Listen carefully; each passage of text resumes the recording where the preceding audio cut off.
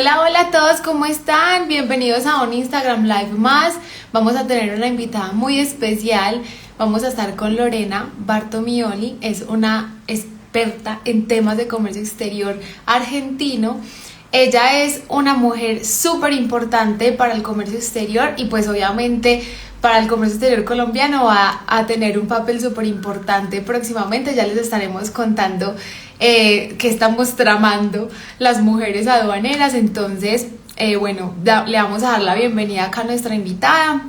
Hola, hola Manuela, ¿cómo estás? Hola a Hola. todas, todos los que nos están escuchando. Sé que tenés muchos seguidores, así que seguramente vamos a tener un vivo muy entretenido y con mucha asistencia. Gracias por estar aquí, gracias por aceptar la invitación. Para mí es un honor tenerte, tener una invitada de este nivel en este canal es súper Muchas chévere y me gracias. siento muy orgullosa y muy honrada. Poner colorada por tantos elogios.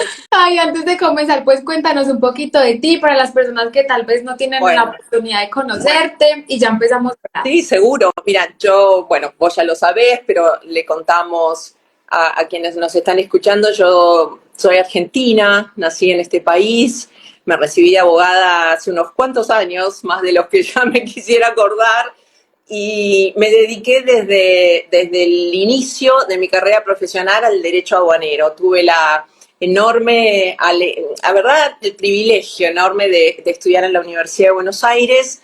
Y ahí en la Universidad de Buenos Aires estudié Derecho Aduanero. Es algo bastante especial porque lamentablemente, ojalá que esto cambie en el futuro, el derecho aduanero no es una materia obligatoria en las facultades de Derecho. Entonces, haber tenido el privilegio y un poco también la suerte, ¿no? Porque, ¿por qué restarle también valor a la suerte de haber estudiado Derecho Aduanero? Me permitió dedicarme a un área del derecho, una rama del derecho un tanto desconocida. Te estoy hablando ya de hace muchos años atrás, casi 30. Es aún hoy a veces desconocida, es un grupo bastante pequeño, bastante reducido, ¿no es cierto?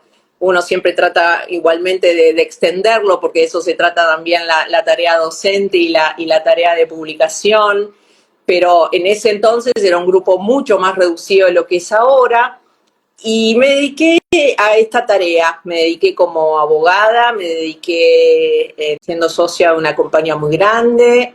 Después me dediqué, obviamente, en paralelo a la docencia, de grado, de posgrado. Así que bueno, continúo en esa senda y, y gracias un poco a esta rama estoy acá tratando de compartir un poco lo que pasa en la Argentina, ¿no? En estos días. Justamente eso te iba a preguntar, ahorita que están pues ustedes inaugurando gobierno y que ha estado un poco complejo la situación. Yo he leído pues en varios periódicos que la situación está un poco compleja, sobre todo con los despachantes de aduana, como lo conocen allá, o los agentes de aduana, pero antes de entrar en esa materia, me gustaría que nos contaras un poco cómo era antes la situación y cómo es ahora, como para nosotros tenerlo clarito. Exacto, tener un poquito de contexto, ¿no? Yo creo que es algo importante. Igual las cosas pasan tan rápido y son tan vertiginosas que uno mismo cuando piensa en el contexto a veces no se da cuenta y dice, ¿y esto pasó? Y no pasó hace tanto, capaz que pasó hace 6 meses nada más. Pero para darle al público y a nosotros mismos un poco de contexto sobre cuál es la situación reciente y yo creo que acá se impone ir un poquitito para atrás y cuando terminemos de charlar vamos a entender por qué. No mucho para atrás, pero más o menos en el año 2012, Argentina instituyó algo que muchos de ustedes seguramente conocen y cuando digamos el nombre lo van a recordar, que son las declaraciones juradas anticipadas de importación. Cuando uno piensa en el comercio exterior de la Argentina, piensa en un comercio exterior que estuvo y sigue estando fuertemente administrado, ¿sí? Nosotros hemos tenido en los últimos años algún momento en el que parecía que esto no iba a ser así, en especial 2 años durante el gobierno del presidente Macri, en donde se derogaron una serie de normas, en especial el control de cambios, pero eso la verdad que duró muy poco, entonces uno necesita volver hacia atrás para entender un poquitito el contexto actual. Y esta DJI o Declaración Jurada Anticipada de Importación sirve para explicar un poco qué es lo que ha venido ocurriendo de la Argentina. Cuando en el año 2012 se crean estas declaraciones juradas, funcionaban, ¿cómo decirlo?, como una especie de autorización para importar. Esto es lo que terminó ocurriendo en la práctica. O sea, cuando uno tenía que importar una mercadería, un importador que quería importar una mercadería, miren que es algo importante para nosotros, antes de la emisión de la orden de compra, que es el típico instrumento en el que las partes acuerdan las condiciones básicas de la operación comercial o del negocio internacional que está atrás, ¿no?, que subyace a la operación de comercio internacional, o de la nota de pedido, porque en este caso las partes tienen libertad para fijar cuál era ese instrumento, tenían que cumplir con una serie anticiparle al Estado una serie de informaciones que estaban contenidas en ese instrumento, en esa declaración jurada, ¿sí? Entonces, esa declaración jurada tenía que obtener la aprobación de todos los organismos del Estado que iban a intervenir, iban a dar su visto bueno, como un mecanismo de aprobación previa. Pero en la práctica, ¿qué pasaba, no? En la práctica pasaba que ningún importador esperaba a que la declaración jurada estuviera aprobada, sino que directamente cargaba la mercadería se embarcaba con destino final hacia el territorio aduanero argentino. Entonces muchos no tenían esa declaración jurada aprobada y comenzaba algo que sufríamos juntamente con los clientes y todos los operadores, que era la carrera para lograr que esa aprobación apareciera, pero realmente esa aprobación no siempre llegaba. Entonces, ha habido operadores que han esperado meses y meses esas aprobaciones y esas aprobaciones no llegaban.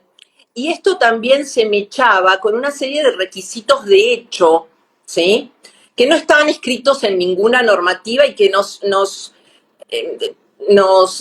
generó un tirón de orejas a nivel internacional. Por esto estas declaraciones juradas se hicieron mundialmente famosas o tristemente famosas a raíz de la Argentina, ¿no? Entonces uno se encontraba con algunas medidas de facto, de hecho, como por ejemplo, que los importadores tenían que compensar importaciones con exportaciones, y yo lo he visto, empresas autopartistas exportar soja o exportar aceite de oliva para generar un crédito para poder importar. Era muy común limitar, que uno acordara con la autoridad limitar el volumen de las importaciones, alcanzar un determinado contenido nacional en la producción local, comprometerse a hacer inversiones en la Argentina, abstenerse de repatriar beneficios, realizar capitalizaciones de deuda, no sé, o comprometer determinados aportes de capital de los accionistas. Entonces, en definitiva, y lo repito porque es algo importante en nuestro contexto, fueron medidas que se implementaron en los años 2012, 2014 con la finalidad o para pretender proteger a esa industria local y de alguna manera favorecer la industria local, ¿no es cierto? Lo recuerdo pues como más vagamente la historia que nos han contado, porque pues obviamente eso fue hace muchos años, pero sabes una cosa, me parece increíble porque por proteger la industria nacional hacen unas cosas que van en contra de la Organización Mundial del Comercio.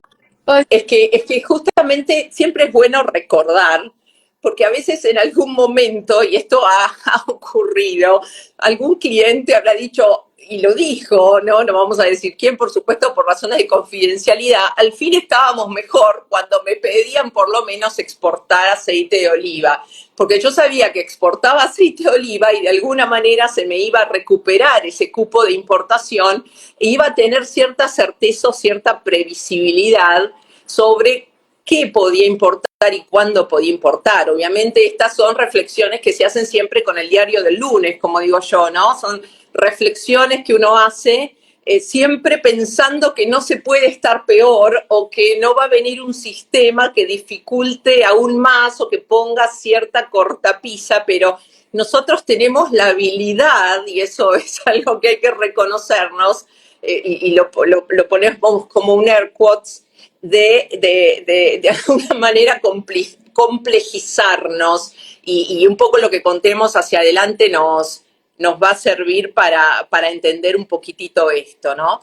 Entonces, lo que hay que entender en este contexto es que muchos importadores, la única forma que tuvieron en ese momento de poder continuar con sus operaciones fue a través de la judicialización del tema, a través de distintos medios jurídicos, acciones de amparo, acciones declarativas, pero siempre con una medida cautelar, ¿sí?, que le exigía tanto a la aduana como a los bancos comerciales y al Banco Central poder cursar esa importación sin tener ese instrumento, esa declaración jurada aprobada, ¿sí?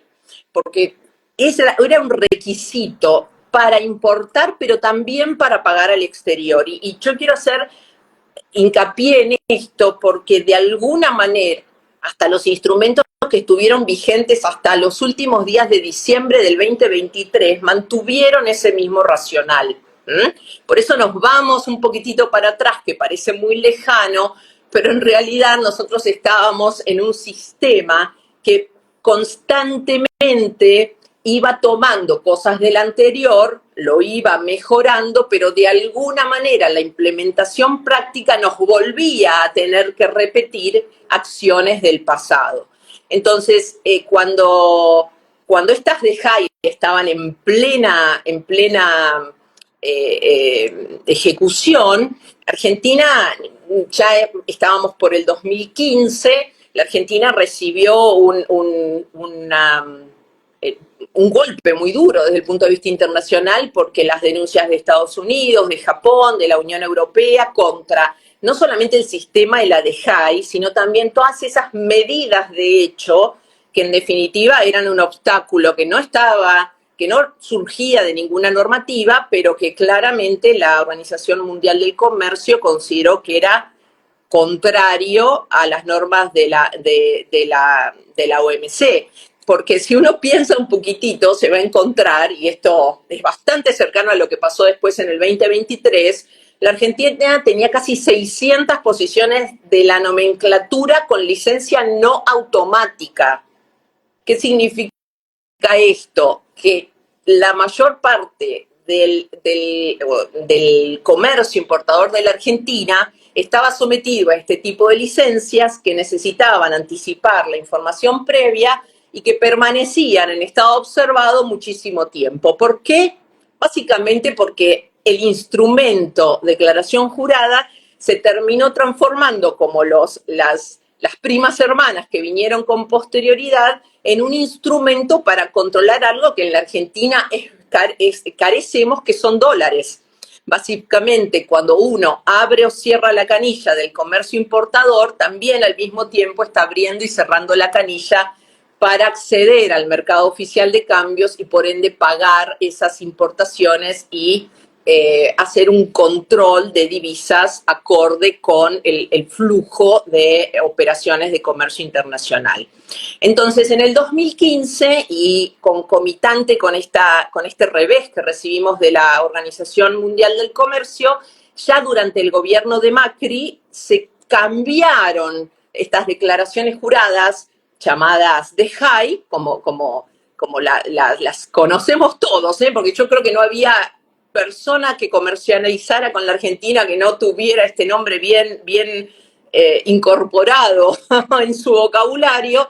Empezaron las SIMIs. Las SIMIs, otra vez, un sistema integral de monitoreo de importaciones, siempre con la idea de adelantar información, de que esta información no sea obstructiva, es decir, con muy buenos planteos desde el punto de vista estrictamente teórico, pero que en la práctica se transformaron en distintos momentos de la Argentina en medidas de comercio administrado. Entonces, cuando uno escuchaba en ese momento hablar de la CIMI, por supuesto que lo que se buscaba era cortar los plazos, dar previsibilidad.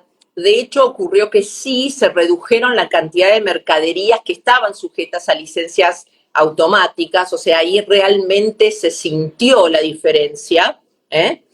Y por supuesto todos estos requisitos de facto que estaban o que imperaban los últimos 4 años desaparecieron, ¿no? Y estas CIMIS, que empezaron en el 2015, subsistieron hasta no hace mucho, hasta octubre del año 2022, no hace tanto. O sea, son simis que sobrevivieron a la pandemia, hubieron periodos que los importadores sufrieron restricciones realmente importantes, demoras muy, muy marcadas con riesgos de quiebre de stock.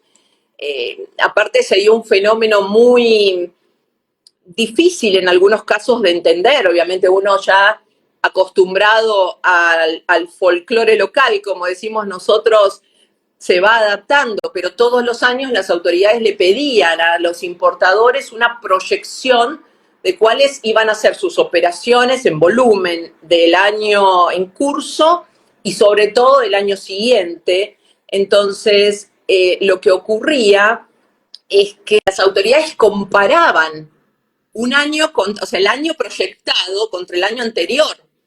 Y al hacer la comparación entre el proyectado y el anterior, en muchos casos uno tenía que, le frenaban las operaciones de importación hasta que uno pudiera dar explicaciones, ¿no? En algunos casos las explicaciones eran de los más absurdas, desde un negocio, ¿no? Una nueva línea de producto, un crecimiento que estuvo, a pesar de la pandemia, fuera de los estándares de la compañía. Obviamente siempre, recuerden algo, en la Argentina sobrevuela la idea de que me estoy aprovisionando de más utilizando un dólar barato, ¿sí? Y estoy de alguna manera sobreestoqueando las compañías locales, ¿sí? Entonces ese es un fantasma que desde el periodo que estamos charlando es un fantasma que siempre está presente en la Argentina, ¿eh? De hecho, la Dirección General de Aduanas en el último periodo estuvo analizando si las medidas cautelares, el peligro en la demora estuvo bien ordenado, ha revisado depósitos a ver si el stock era un stock real o un stock lo suficientemente amplio como para haber falseado el peligro en la demora para obtener la medida cautelar. Es decir, es importante ponernos en contexto de nuestra ideología y de nuestra idiosincrasia para entender que esto es transversal, ¿eh? Esto pasa no solamente por los operadores, sino también pasa por la autoridad de control. Esta susceptibilidad, no digo que no lo haya, pero en general es algo que está muy instalado en nuestra realidad cotidiana. Y como ejemplo, fue algo que me tocó vivir personalmente con un cliente. Por ejemplo, yo tenía en ese momento un cliente que era muy fuerte en venta directa y recuerdo que hasta el propio cliente estábamos todos emocionados por el aumento de la cantidad de revendedoras independientes que tenía ese cliente. Claramente la pandemia hizo que muchas personas pensaran en ese tipo de actividad como una forma de resguardar sus ingresos o de obtener algún ingreso extra, más que nada. Entonces, esa nueva demanda por el aumento de las fuerzas de trabajo teníamos que abastecerla. Y una de las formas de abastecer era, por supuesto, se aumentó la producción local, cosa que se le informó a la autoridad, pero al mismo tiempo necesitábamos producto importado. Entonces, estábamos de alguna manera explicando que comparado con el año anterior, al mismo mes, claramente no íbamos a tener la misma proyección o en un 5%, porque claramente la fuerza de venta había aumentado tanto que ese desfasaje no se debía a que la compañía tenía ganas de aprovisionarse a un dólar barato y estaba utilizando permisos que le hubieran correspondido a otro importador que tenía una industria, sino que había que alimentar esa fuerza de venta. Entonces, estas explicaciones que otra vez con el diario del lunes parecen desfasadas y hasta ridículas, fueron parte de tratar de adaptarse y sobreadaptarse a estos sistemas que a lo largo de los años, como les comentaba antes, eh, se fueron como perfeccionando, ¿sí? Pero siempre, y esto lo digo lamentablemente, se han transformado en un mecanismo de control. exactamente, un mecanismo de control, un mecanismo de limitación de la operación de comercio exterior y un mecanismo también para administrar dólares, o la escasez de dólares, como a veces nos toca en el país. Entonces, las CIMIS, como lo fueron hasta octubre del 22, como fueron las de Jaisantes, y ahora en 2 minutos más vamos a ver qué pasa con la CIRA, que es el documento que tantos problemas trajo y que el gobierno actual del presidente Milei tuvo de alguna manera que desarmar. Se transformaron en un mecanismo para administrar el comercio exterior y para, obviamente, como veníamos diciendo, para administrar esos dólares, porque otro tema estructural de la Argentina que también tenemos que entender, el dólar oficial es un dólar mucho más barato que los dólares financieros, nosotros tenemos un dólar blue, un dólar paralelo, y también tenemos dólares financieros, el dólar que se obtiene producto de la venta de determinados títulos que operan en los dos mercados, en el mercado en donde se compra con pesos y el mercado donde se vende y se adquieren los dólares respectivos. Pero acceder a este dólar oficial, a este dólar más barato, después vamos a ver en qué proporción, no solamente en la Argentina se transformó en una odisea para pagar importaciones, sino también para pagar servicios, para pagar dividendos, para repatriar capitalizaciones de deuda, para pagar préstamos.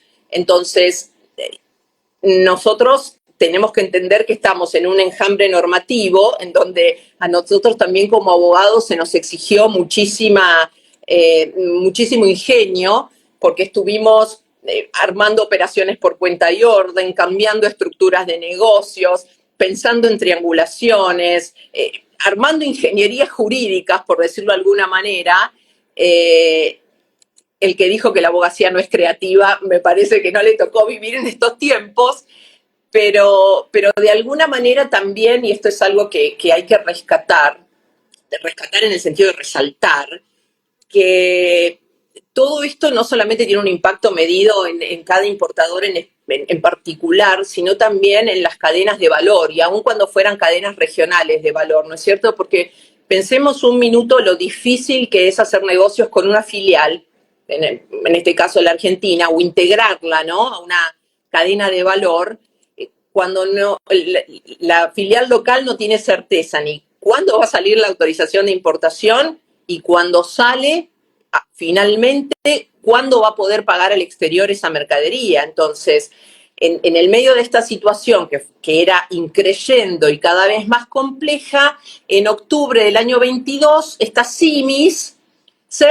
modificaron por otro instrumento que se llamó CIRA, bastante parecido, y también, en teoría, estas CIRAs apuntaban a aumentar el control, mejorar el acceso al mercado de cambios por parte de las pequeñas y medianas empresas, pero más allá de las demoras informáticas en la implementación de la CIRA, qué pasaba con las CIMIS anteriores y toda aquella empalme, ¿no?, con lo difícil que es empalmar los sistemas. Cuando se actualizaron las listas de posiciones arancelarias, nos encontramos con la no grata novedad de que otra vez habíamos vuelto de alguna manera para atrás, ¿no? Y que el 41% del nomenclador de Argentina tenía otra vez licencias no automáticas. Por eso volvimos un poquito para atrás, pero vamos a ver que el pasado es como que vuelve y vuelve reloaded, ¿no?, de alguna manera. Entonces, también otra vez con el diario del lunes y otra vez apelando a la mejor dialéctica posible, uno leí, cuando vuelve para atrás y lee cómo se presentaba al público este nuevo sistema.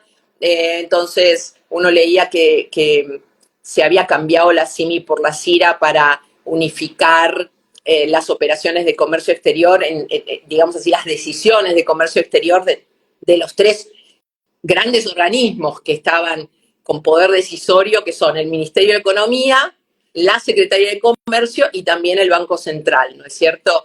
Pero otra vez, estábamos administrando la crisis, porque estamos administrando un escenario dominado por la falta de divisas y también, no nos olvidemos, por un control muy férreo de divisas.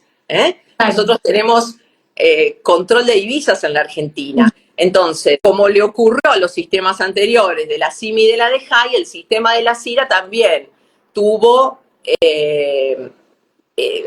estuvo también en la tapa de los diarios por discrecionalidad, por demoras en la aprobación, porque a veces se aprobaban las CIRAs, pero no había certeza de cuándo se iban a pagar. Es decir, ocurrió con el sistema CIRA, que se hizo otra vez un uso muy discrecional y a su vez se utilizó una herramienta que se había creado en el año 2018, que fue la capacidad económica financiera. Justo te iba a preguntar de eso porque, bueno, antes de preguntarte eso te quería decir, siento que tú me estás contando algo que es como si yo estuviera viendo el futuro de Colombia, ¿cómo vamos? Porque ahorita justo la semana, bueno, llevamos desde noviembre más o menos en una lucha porque la DIAN nos quiere obligar a presentar declaraciones anticipadas a todas las mercancías, todos los tipos de productos, o sea, no importa, todo tiene que ser obligatoriamente declarado anticipadamente antes de que llegue la mercancía al país, y esto es una locura porque esto no pasaba. Esto se supone que era algo para incentivar el comercio, ahorita nos lo quieren meter como si fuera un medio de control, como tú dices, para mantener como más al margen, digamos, las importaciones. Me da un susto todo lo que estás contando, porque yo digo, Dios mío, esto va a pasar en Colombia. Yo creo que parte de no tener susto también es saber qué es lo que ha ocurrido o lo que pasa, ¿no? Por eso los intercambios de información, ya sean oficiales o privados como yo creo que son altamente positivos porque en definitiva nos permiten tener información, y en definitiva la información es poder y nos permite anticiparnos, ¿no es cierto? Probablemente ocurra algo parecido, o se pretenda o no, pero siempre sabiendo lo que hemos padecido otros y continuamos, porque esto ahora vamos a ver cómo todavía seguimos teniendo los coletazos. Es algo, me parece, muy importante para tratar de prevenir y también de alertar a las autoridades sobre cuáles son realmente las finalidades que se están buscando, ¿no? Porque nosotros hemos visto finalidades muy loables desde el punto de vista escrito, porque la norma en general no tiene grandes objeciones, es decir, yo reviso la norma, miro los considerandos, son bonitos, están bien redactados, están enmarcados dentro de las normas de la OMC, cuentan que Argentina es miembro y que por lo tanto ha de cumplir, El tema es la implementación práctica, el tema es cómo la realidad del día a día fue llevando a estos institutos a pasar a ser un permiso en vez de un anticipo de información, ¿no? Entonces yo creo que ahí es muy importante, y yo creo que en la última etapa de las CIRAs, y de hecho es algo que se estuvo hablando hasta el mes de enero de este año, se hizo un uso muy discrecional y bastante arbitrario de lo que se llama la capacidad económica y financiera, que no es ni más ni menos que una evaluación que hace la autoridad fiscal, que en nuestro caso es la Administración Federal de Ingresos Públicos, que creo que es el paralelo de la DIAN de ustedes, sobre cuál es la condición, cuál es la actividad económica, patrimonial, financiera de un determinado contribuyente. Entonces, cuando se analiza la capacidad económica financiera, se están analizando las declaraciones juradas presentadas o la ausencia de las declaraciones juradas presentadas, el patrimonio neto, digamos, distinta información fiscal y financiera y patrimonial, justamente para tratar de evitar operaciones simuladas, operaciones patrimoniales, digamos así, o situaciones patrimoniales que fueran distintas de las reales, ¿no? Entonces, a pesar de ser un elemento importante para la autoridad fiscal, el CEF, y esto es parte de la discrecionalidad con la que se utilizó este mecanismo, se empezó a usar para limitar los permisos de importación. Entonces, empecemos a pensar cómo, bueno, ¿y cómo fue así?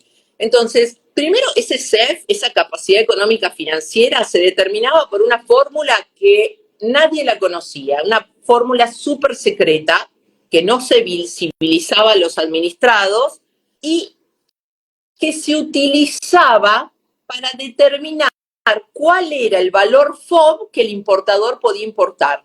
Entonces, era muy común que las compañías fueran calificadas con un CEF mínimo, muy mínimo, ¿sí? Y que por ende, automáticamente, como eran, no sé, autorizadas a tener un CEF de $10.000, podían importar hasta $10.000. Entonces, a través de esa fórmula secreta, intrazable, se determinaba cuánto de valor FOB, hoy escuché tu comentario sobre el free on board cuando estabas negociando el contrato del Incoterm free on board. Entonces, en definitiva, con este CEF se determinaba cuál era el valor FOB de importación que podía importar. Entonces, al mover esa capacidad económica financiera, se decía, ok, este importador puede, pero hasta tanto. Obviamente el importador, por supuesto, podía hacer una objeción formal a ese CEF, un reproceso, pero lo que estamos pensando es tiempo. Es decir, es un CEF que se informa mensualmente, en el que yo tengo, por supuesto, posibilidad de cuestionarlo, pero tal vez ese cuestionamiento resulte en un CEF un poquitito mayor. Lo que quiero decir es que en el momento en que uno no conoce cuál es la fórmula con la que se calcula el CEF, no hay transparencia. Transparencia, claramente. Aquí en Colombia pasa lo mismo, o sea, estamos en este momento viviendo algo súper similar respecto a, aquí lo llaman solvencia económica. Nadie sabe la fórmula para, lo mismo que tú dices, o sea, ¿cómo lo calculan? Yo a mis clientes les digo, bueno, pues entonces hagamos una fórmula matemática sencilla, pongámosle 3 veces más del valor de la importación. Entonces, si usted va a importar $1.000, mínimo tiene que tener una solvencia económica de 3.000. 1.000 para pagar la mercancía, 1.000 para pagar los impuestos y 1.000 para pagar las sanciones en caso de que lo vayan a sancionar, porque no se da. Pero así como poner 3 puede resultar razonable, alguien puede decir, pero pongo 1, porque aparte cuando voy a pagar la mercancía, como vos bien decís, hay una parte de los impuestos que son anticipos, entonces es un tema más que nada financiero y no económico, ¿no es cierto? Son anticipos de IVA, anticipos de otros impuestos, son saldos de libre disponibilidad que después el importador, cuando venda la mercadería en el mercado interno, va a poder tomarse y así va a netear ese IVA. Es decir, realmente al ser tan discrecional y ser tan arbitrario, pero en definitiva ese CEF, hay importadores que han tenido CEF 1, es decir, una cosa muy insólita y a su vez extremadamente desafiante, porque a pesar de utilizar los mecanismos para cuestionar ese CEF y hacer los reprocesos y demostrar, mira, no puedo tener CEF 1 si yo tengo este patrimonio neto, estas ventas anuales, esta presentación de declaración jurada, este pago de impuesto a las ganancias, jamás voy a poder tener este CEF 1, eso era pérdida de tiempo. Y en definitiva, la pérdida de tiempo también permitía ir ganando tiempo. Porque cuando uno está administrando una crisis, en definitiva, tiene que tratar de encontrar alguna razón, aunque a uno como administrador no le guste, o se sienta o tenga un perjuicio concreto con relación a eso, para ir evitando que se acumulen importaciones y que por ende haya que determinar cuándo deben pagarse esas importaciones, porque aun cuando la CIRA se aprobara, y esto era trágico para muchos de nuestros clientes, el plazo de pago de la CIRA era 180 días, 240 días. Imagínate lo que es sentarte con tu proveedor, que en muchos casos ni siquiera es un proveedor individual. Nosotros tenemos al mundo dividido en zonas y en cadenas regionales o globales, ¿no? Después de la pandemia tenemos más cadenas regionales que globales.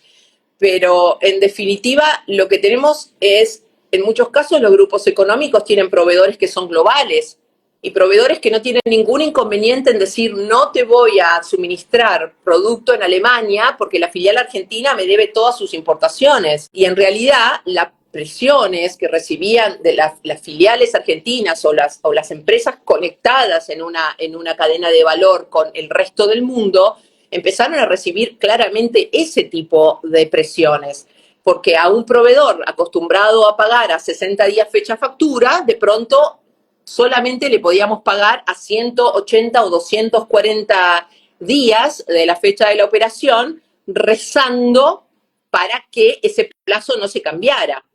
Entonces, lo que pasó, porque también ocurrió eso, al momento habían algunos reprocesos también que producto de el anonimato informático, en donde las fechas desaparecían o las fechas se cambiaban de plazo para el giro de las divisas. Entonces, estas normas, imagínate que esto es todo un proceso continuo en donde esto se estaba implementando y al mismo tiempo que se implementaba empezaban todos los pedidos de los distintos sectores económicos. Acá estamos en quiebre de stock, acá no podemos producir, acá no podemos pagar, acá me cortan el suministro.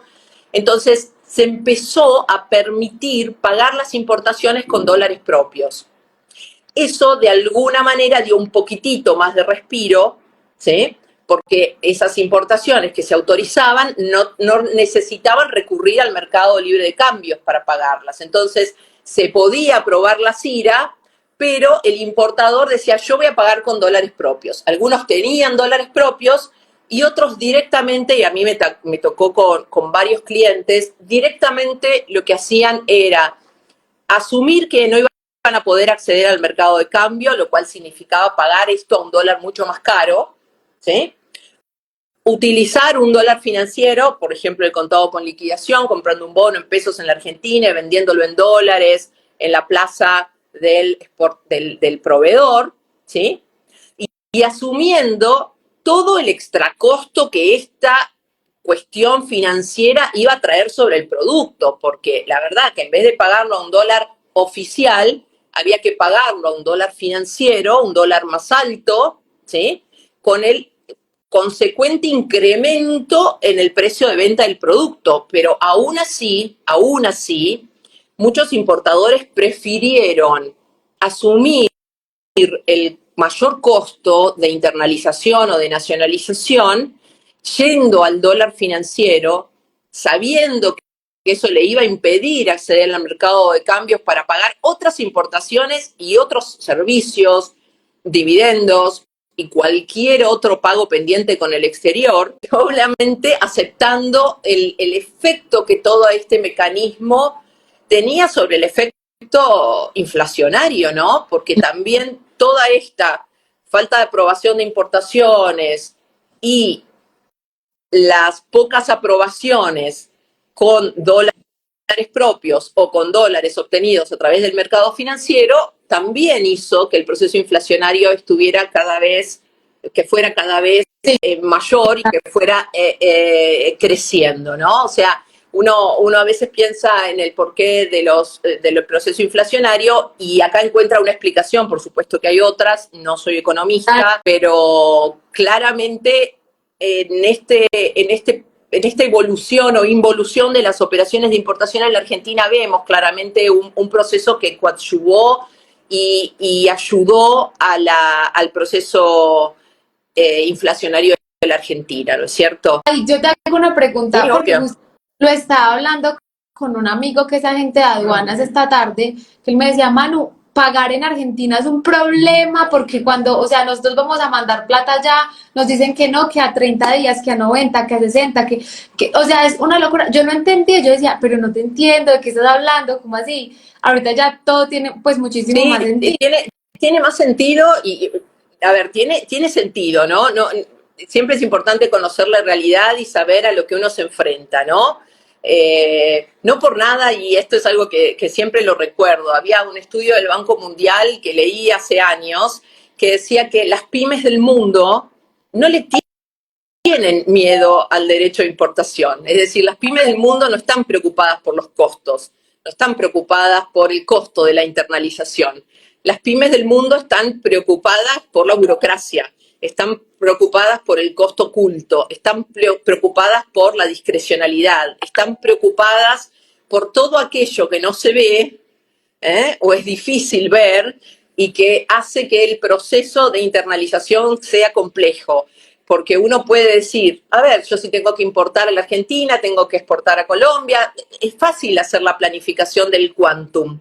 Lo difícil es hacer la planificación de lo que está fuera del proceso, es decir, tengo una detención de la mercadería, cuánto puedo eventualmente tener de sobrecosto en depósitos fiscales, qué pasa con los contenedores, qué pasa con los movimientos portuarios, qué pasa con todo aquello que hace que la discrecionalidad se termine traduciendo en un valor económico, pero que no se puede determinar de antemano. Cuanta mayor discrecionalidad hay, mayor es la ecuación económica, pero no se conoce. Entonces siempre me pareció muy importante traer esta reflexión, ¿no? Porque uno dice, en países como el nuestro, en donde todavía los derechos de importación tienen una finalidad fuertemente, no los derechos de importación, los derechos aduaneros. Ahora vamos a ver que la Argentina también tiene otros derechos que casi no están en ninguna parte del mundo, que son los derechos de exportación.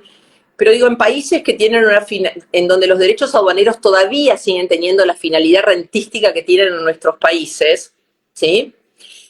Uno lo primero que piensa es que las pymes que se quieren internacionalizar le tienen miedo a esas grandes alícuotas, y en realidad el tema no pasa por lo tributario, o no pasa exclusivamente por lo tributario, sino también pasa por todo aquello que es discrecional. Y estas medidas, en el fondo, se transforman en eso que uno tanto teme.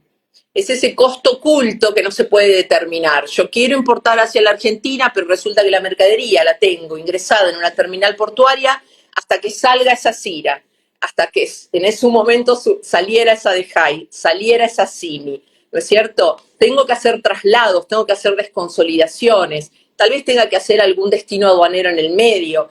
¿Qué significa eso? Dinero, tiempo. Significa distintos operadores que tienen que hacer distintas actividades cuando, si todo hubiera salido razonablemente bien, esa mercadería hubiera pasado de la descarga del medio de transporte que la condujo desde el exterior hacia el medio de transporte que la conduce a plaza. Claro, todo. Y no hubiera pasado por todas las vueltas, si se me permite la expresión bastante coloquial, que estamos obligados a pasar. Y después, para terminar un poco con el contexto, y miren, recién estamos en el contexto, durante todo el 2022 y gran parte del 2023, porque recuerden que el nuevo presidente asumió en diciembre del 2023, o sea, hace muy poquito. Lo que vimos fue en este marco de esta administración de la crisis y de un contexto cambiario muy fuerte que tiene la Argentina, de regulaciones cambiarias, vimos otra vez al servicio aduanero realizando controles sobre algo que es típicamente cambiario, que es el control de las divisas, ¿no? Entonces, volvimos a ver a la aduana controlando el ingreso de las divisas en las exportaciones, volvimos a que la aduana suspendiera preventivamente a los exportadores que no estaban liquidando esas divisas, volvimos a ver una aduana muy controladora, y la palabra no es adrede, de las operaciones trianguladas, de la eventual sobrefacturación en importaciones o la subfacturación en exportaciones, lo cual también se explica en un contexto de control de cambios, ¿no es cierto? En general, siempre cuando hay control de cambio tan férreo y tan riguroso como el que tenemos en este momento en la Argentina, siempre, no quiero decir siempre porque sería como demasiado, pero hay cierta tendencia a controlar las importaciones para que no se sobrefacturen y por lo tanto se pueda acceder a mayor dólares del tipo de cambio, con el tipo de cambio oficial, o sea, dólar más barato, o a la inversa en los procesos de exportación, ¿no es cierto?, en donde la mercadería se subfacture, sobre todo cuando hay una triangulación para que la diferencia quede en un tercer estado y la obligación de ingresar y liquidar divisas sea menor, ¿no es cierto? Pero en definitiva vimos una aduana, como lo hizo en el 2012, igual, con algunos cambios, muy, muy pendiente de el cumplimiento de la divisa, que es un rol legal del Banco Central de la República Argentina. Yo creo porque de alguna manera la función de la aduana es una función más inmediata, ¿no? Una aduana que suspende a un operador porque no ingrese la divisa tiene un impacto en la actividad de ese operador mucho más directo que el Banco Central teniendo que litigar a los fines de interponer una medida cautelar para que ese exportador no opere en cambios, ¿no? O sea, por decirlo de alguna manera, o se modifican las normas para que la aduana, y que me perdonen los colegas aduaneros, se ocupe de lo cambiario, o se le dota al Banco Central de mayores herramientas para que sea posible ejercer el control de una manera más inmediata. Pero lo peor que nos puede pasar es esto que nos estuvo pasando, en donde la aduana controla lo cambiario y utiliza institutos típicamente aduaneros para ejercer presión sobre los operadores. Obviamente, esto como todo, hay algunos operadores que habrán hecho las cosas mal, por supuesto que sí. Hoy mirábamos con unos colegas un fallo de la Corte en una provincia que claramente había sancionado por incumplimiento a la ley penal cambiaria a unos importadores que habían hecho anticipos de importaciones durante el 2015-2016 y al momento de tener que verificar que esas importaciones fueron realizadas, no tenían los documentos aduaneros, es decir, se utilizó el mecanismo del anticipo como un medio para obtener dólares al tipo de cambio oficial y claramente esos dólares, esas importaciones nunca se efectuaron en la Argentina, con lo cual nunca hubo la contrapartida de esa mercadería que fue importada y regularizada y que justificaba el egreso de los dólares. Claramente vamos a encontrar, como en cualquier operación, vamos a encontrar personas y compañías que hacen las cosas bien, que hacen las cosas mal, pero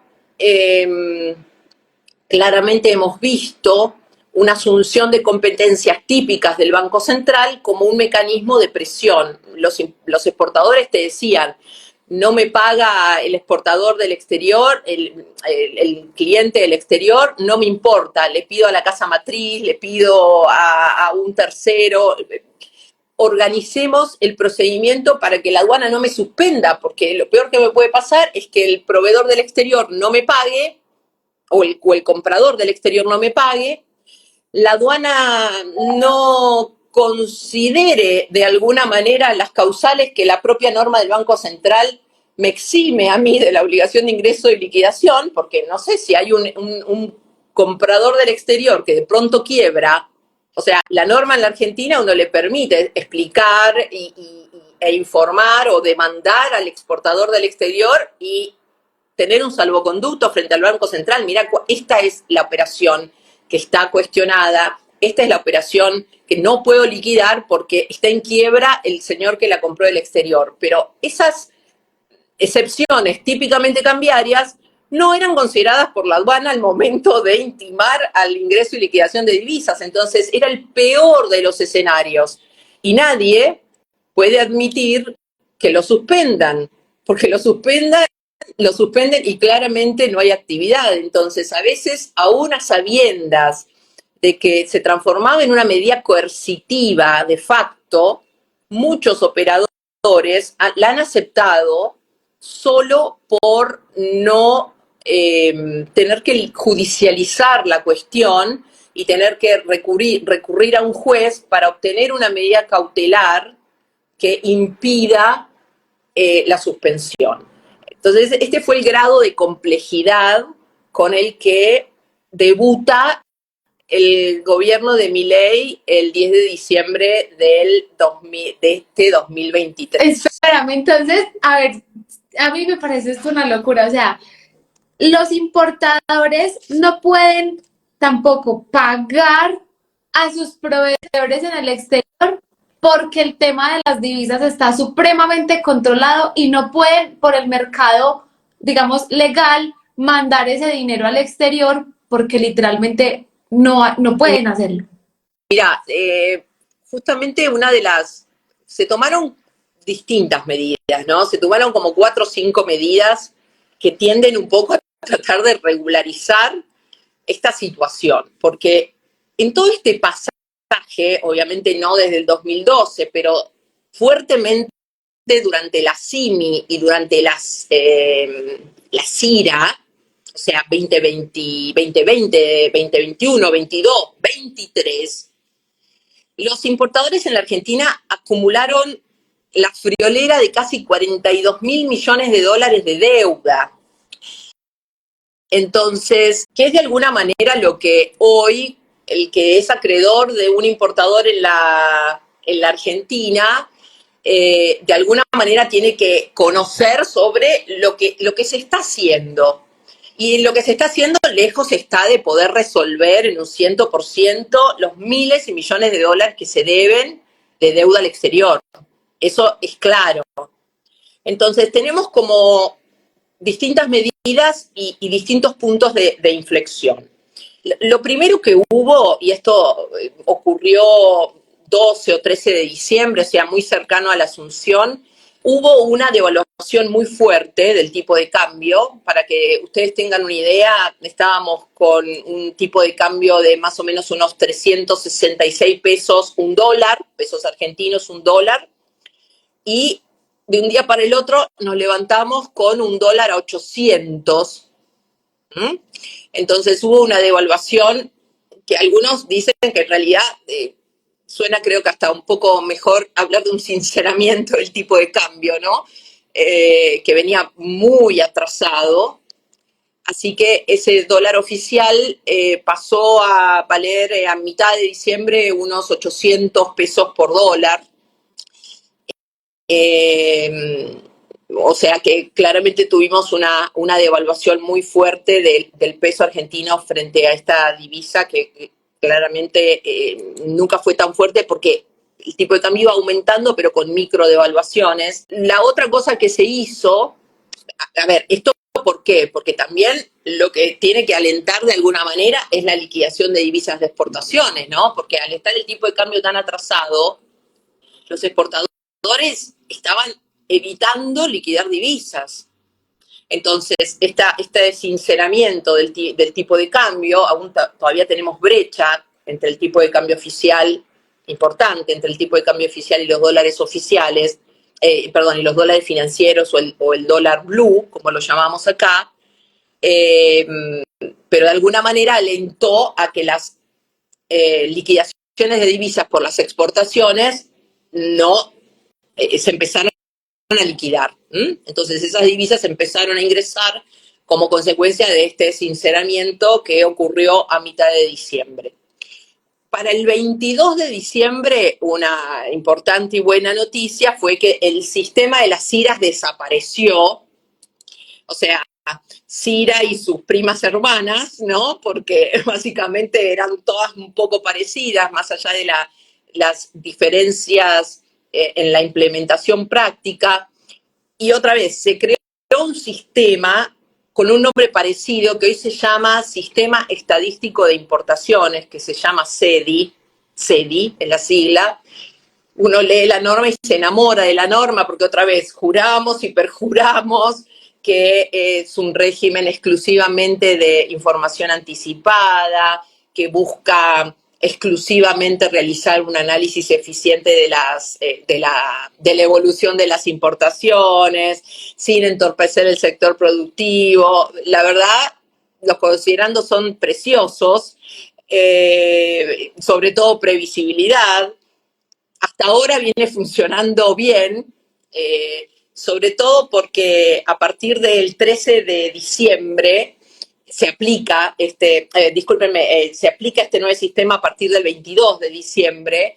Es un sistema que los operadores que tienen que trabajar con él lo van a encontrar de alguna manera parecido a los anteriores, ¿no? Porque hay un lenguaje que es un poco común, en el sentido de que para poder importar hay que tener esa serie en estado salida, tiene que estar autorizada por todos los organismos que tienen que tomar intervención, pero tiene algo que creo yo que es favorable, y es que en el pasado, con todas las primas hermanas, por decirlo de alguna manera coloquial, cuando, no sé, por ejemplo, uno tenía una mercadería que tenía una intervención de un organismo distinto de la aduana, porque tenías que cumplir con algún requisito técnico. Si ese organismo decidía no intervenir, ese pedido de importación quedaba en estado observado forever and ever. Entonces, ahora las SEDIs, lo que tienen de positivo desde mi punto de vista, por lo menos en lo que podemos saber dentro de este mes y pico que se han puesto en implementación, es que si esos organismos no intervienen y deciden no contestar, la SEDI automáticamente se aprueba. Es decir, queda en estado salida. Salida es el estado en donde se acabó el trámite, ¿eh? No tengo nada pendiente. Entonces, eso me parece que es un dato importante porque hace a la previsibilidad, y sobre todo los 30 días están en consonancia con el acuerdo sobre licencias de la Organización Mundial del Comercio, ¿no es cierto? Entonces, esos 30 días son unos 30 días que no están puestos porque sí, están puestos para darle a este sistema la armonía y contexto con la norma internacional que hoy debe prevalecer, porque en la Argentina los tratados internacionales tienen jerarquía superior a las leyes, y mucho más una resolución de la Administración Federal de Ingresos Públicos o la Secretaría de Comercio, que son todas las normativas que administran este sistema SEDI. Algo súper importante es que cuando se instaura este nuevo sistema, cuando se dejan sin efectos las SIMIs, las IRAs, convivió un tiempito con el CEF. Entonces, todo el mundo puso el grito en el cielo, ¿no? Porque en definitiva, si se llama, ahora no se llama CIRA, pero se llama SEDI, y sigue estando el CEF, y si ese CEF se va a seguir utilizando de la manera discrecional con la que se lo utilizó, y encima la devaluación hace que el CEF baje, ¿no? Porque antes, si yo tenía un CEF medido en pesos a $1 de 366, obviamente podía importar más en dólares que lo que puedo con $1 a 800, ¿no? Entonces, las críticas y las quejas se hicieron sentir mucho, y para principios de febrero, el CEF, por supuesto, persiste como una herramienta de la Administración Federal de Ingresos Públicos, pero no tiene incidencia en el trámite de las importaciones, ¿no es cierto? Así que por ese lado hay un poquito más de tranquilidad. Te hago una pregunta, ¿eso que me estás diciendo tiene que ver con esa ley que han dicho que es la ley Omnibus, o de qué se trata un poquito, como para ir cerrando? Porque no entiendo de qué se trata. Acá en Colombia no utilizamos este tipo de... Bueno, la ley Omnibus en realidad es una ley que, bueno, en la Argentina han pasado dos cosas, ¿no? Y las mechamos porque creo que es importante saberlas. La Argentina apenas tenemos el nuevo gobierno, se emite un decreto que es el decreto 70 del año pasado, del 2023, que hizo unos cambios importantes a muchísimas normas y también al código aduanero, ¿no es cierto? Pero al mismo tiempo, el gobierno de Milei presentó al Congreso una ley ómnibus. ¿Qué es una ley ómnibus? Ni más ni menos que una ley súper amplia que implica modificar varios artículos de distintas leyes a la vez. De hecho, hay dos cuestiones aduaneras que puntualmente se se pretendieron modificar con esa ley, y se votan y se tratan y se votan en el Congreso al mismo tiempo. Eso es lo que es una ley ómnibus, ¿sí?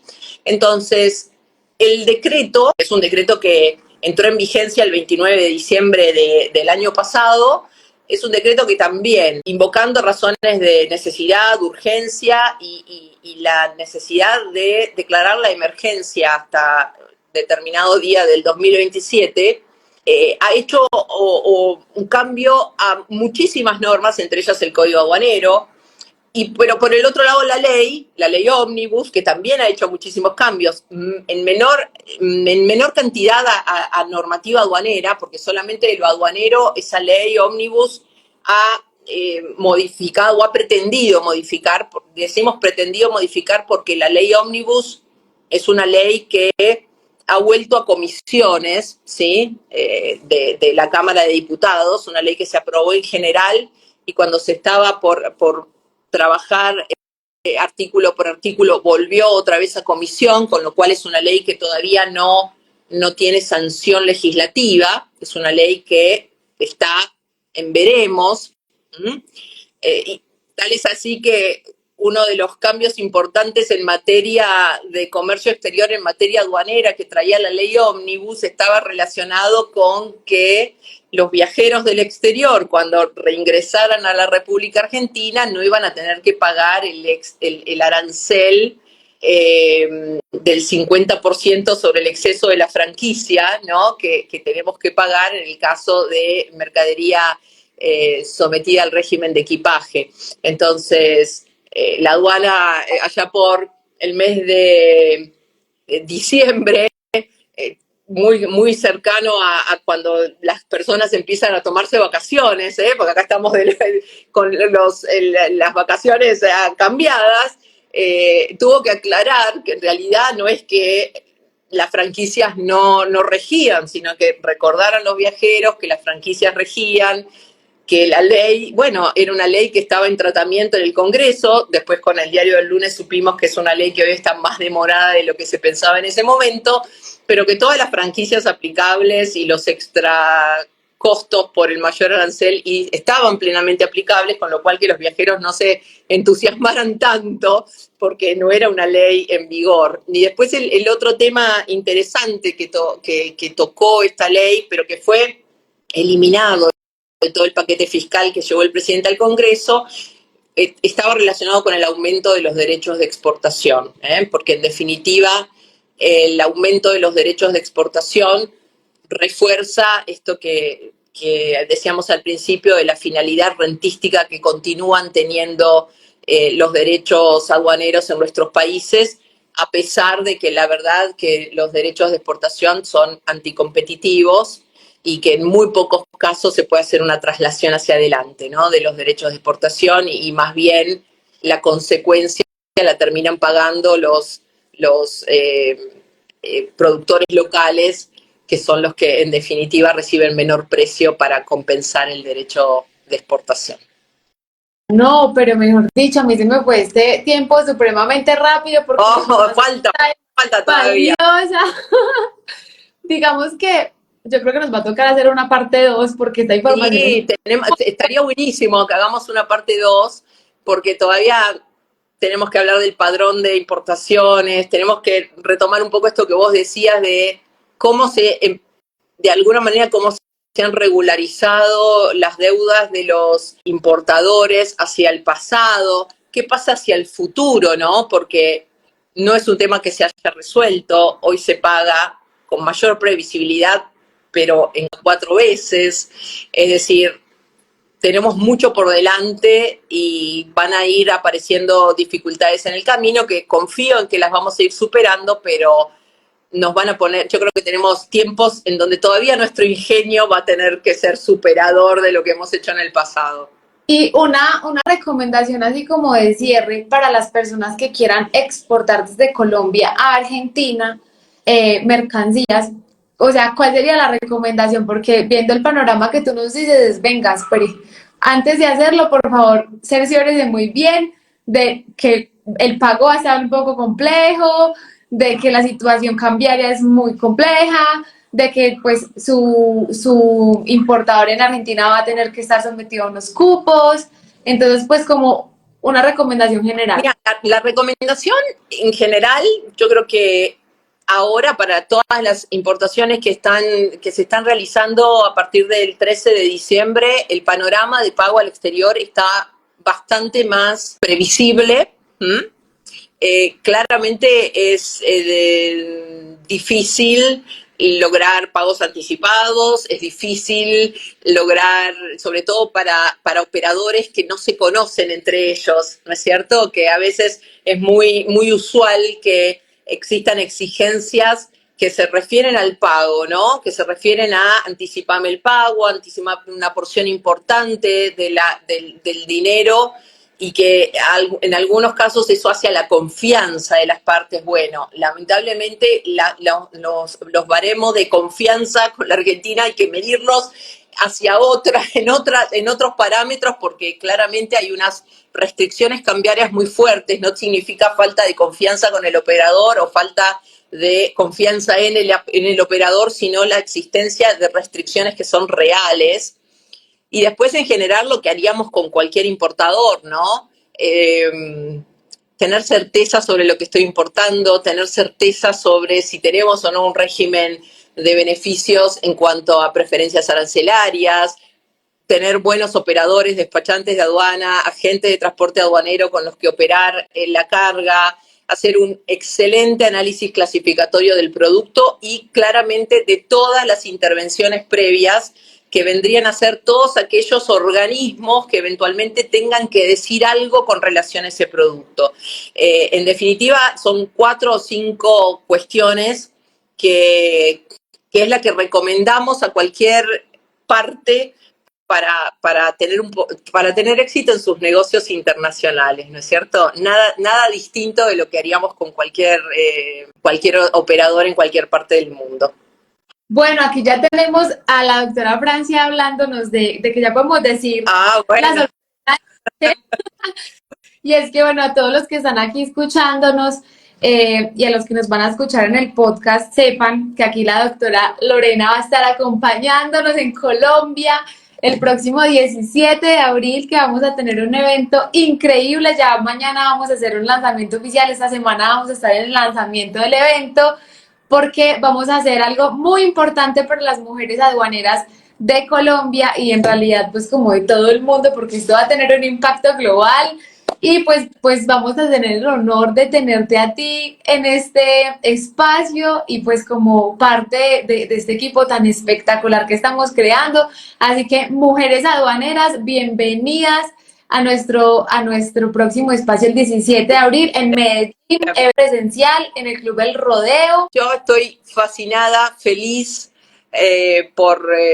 nos vamos a conocer personalmente, vamos a estar con un grupo de mujeres excepcionales. La vida muchas de ellas las conocemos a través de la actividad académica, y felices de poder acompañarnos nosotras y sobre todo de trascender a través de la oportunidad para otras mujeres, para que el camino sea cada vez más fácil, ¿no? Porque de eso se trata. Total, qué emoción. Bueno, pues yo voy a estar muy feliz de por fin conocerte en persona y que podamos tener esa oportunidad de hablar de estos temas. Tú nos vas a estar hablando sobre valoración aduanera y vamos a charlar sobre valoración con otras mujeres aduaneras también, así que va a estar muy lindo y vamos a poder después hacer un networking interesante, compartiendo experiencias, así que súper contenta, súper emocionada de poder estar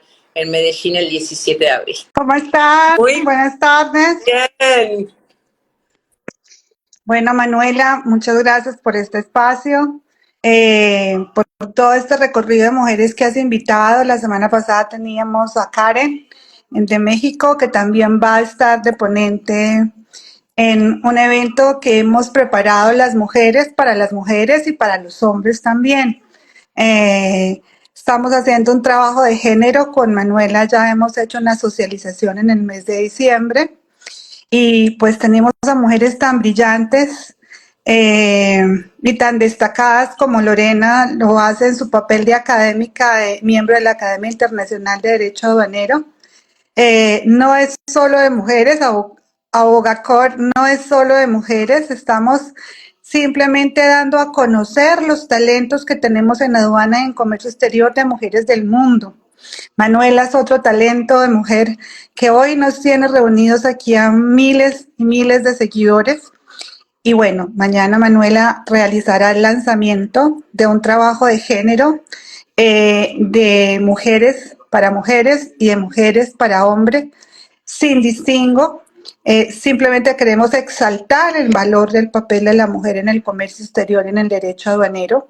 Es un trabajo que, como lo dije, en el mes de diciembre viene promoviendo el Banco Interamericano de Desarrollo, viene promoviendo también la Organización Mundial de Comercio y la Organización Mundial de Aduanas, y lo único que queremos es tener ese espacio también en Colombia, como ya está ganando espacio en México con la Asociación de Mujeres Aduaneras Mexicanas. Por eso, desde ya, les contamos que vamos a tener temas maravillosos. Vamos a hablar del principio de proporcionalidad frente a las discusiones en materia sancionatoria. Vamos a hablar desde valoración aduanera, con cargo a la tributación nacional e internacional. Vamos a hablar también del tema de nearshoring y el régimen transfronterizo colombiano, si es aplicable o no. Y vamos a hacer un recorrido también a traer mujeres expertas en temas de modernización aduanera, no solo desde la tecnología, sino desde la aplicación de otros mecanismos que hoy interactúan directamente en el medio económico, y esa necesidad de que nuestras aduanas se acerquen a esa facilitación desde la tecnología. Entonces, muchas gracias, Manuela, por abrirme este espacio. Es un trabajo conjunto, somos más o menos hoy 10 mujeres trabajando para que esto se haga realidad, y no solo 10 mujeres colombianas, sino 10 mujeres argentinas, ecuatorianas, mexicanas, y desde ya todos bienvenidos a Medellín el 17 de abril en el Club El Rodeo. Eso, ya mañana vamos a hacer el lanzamiento oficial para que ustedes se puedan inscribir, les mandamos el link de inscripción, preinscripción, ya luego a su correo les llegará pues como el proceso para el pago y lo demás, pero yo iba a sacar a todos los hombres, doctora Francia, perdón, yo los iba a sacar, pero bienvenidos entonces. Manuela, tu juventud puede con todo, pero no podemos ser excluyentes.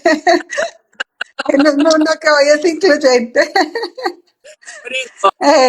Pues, Sí, invitados a los hombres a que se unan a nuestra fiesta de compartir conocimiento aduanero y comercio exterior desde efectivamente la experiencia de este género. Entonces, allí sí vamos a tener mujeres ponentes, pero el intercambio de información perfectamente, pues también están invitados los asistentes hombres. Ay, bueno, no, pues muchísimas totalmente inclusivas vamos a hacer el 17 de gracias. abril. Un homenaje, vamos a hacer un homenaje, y Colombia va a tener el orgullo de tener con nosotros a mujeres tan talentosas como Lorena, como Karen, como Gina. En fin, ahí tenemos una cantidad de invitadas importantes. Así es, así es. Bueno, entonces a todos ustedes muchas gracias. Ya están en la primicia del evento. Y bueno, ya mañana por favor pues escríbanme porque vamos a estar muy atentos en el lanzamiento de este evento tan importante para las mujeres aduaneras y el comercio exterior. Y nada, pues a todos muchísimas gracias por asistir, por su tiempo. A ustedes dos pues son una cosa maravillosa. Felicitaciones por todo lo que han hecho, por todo lo que han, y gracias por estar en este espacio. Nos vemos entonces en un próximo live, evento en Medellín el 17 de Y abril. bravo, Francia, Los recibimos a todos y a todas. y a todos. Y a todos. Sí, por tu acompañamiento y por todo tu conocimiento. Y a Manuela por todo su liderazgo. Manuela.